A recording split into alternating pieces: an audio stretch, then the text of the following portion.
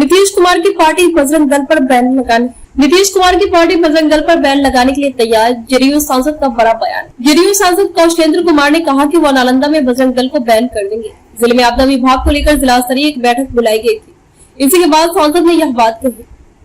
बिहार के मुख्यमंत्री नीतीश कुमार की पार्टी के सांसद ने बजरंग दल पर बैन लगाने की मांग कर दी है। जेडीयू सांसद कौशलेंद्र कुमार ने बुधवार 3 मई को बयान दिया कि भगवान राम के नाम पर बजरंग दल सहायक बन रहे हैं। भगवान राम के नाम पर भीड़ इकट्ठा होती है तो गलतफहमी में कोई घटना घटती है। ऐसे संगठन को बंद करना चाहिए। सम्मानजनक लोगों को ही इजाजत दी जाए। जेडीयू सांसद कौशलेंद्र कुमार ने कहा कि उन्होंने तो डीएम से कहा है कि कोई भी रैली आदि निकले तो सम्मानजनक लोगों को ही इजाजत दी जाए, लेकिन यह नहीं हो कि पटना से लोग शामिल हो जाए। कौशलेंद्र कुमार ने कहा कि वह नालंदा में बजरंग दल को बैन कर देंगे। दरअसल बुधवार को मंत्री विजय कुमार चौधरी ने जिले में आपदा विभाग को लेकर जिला स्तरीय बैठक बुलाई थी, जिसमें नालंदा सांसद और विधायक समेत कई लोग मौजूद रहे थे। सर्किट हाउस में प्रेस कॉन्फ्रेंस की गई थी। बैठक के बाद मीडिया को कौशलेंद्र कुमार ने बयान दिया। बीजेपी ने कौशलेंद्र कुमार के बयान पर जताया विरोध। जेडीयू सांसद कौशलेंद्र कुमार द्वारा बजरंग दल पर बैन लगाने के बयान पर अब नालंदा के सियासी गलियारों में खलबली मच गई है।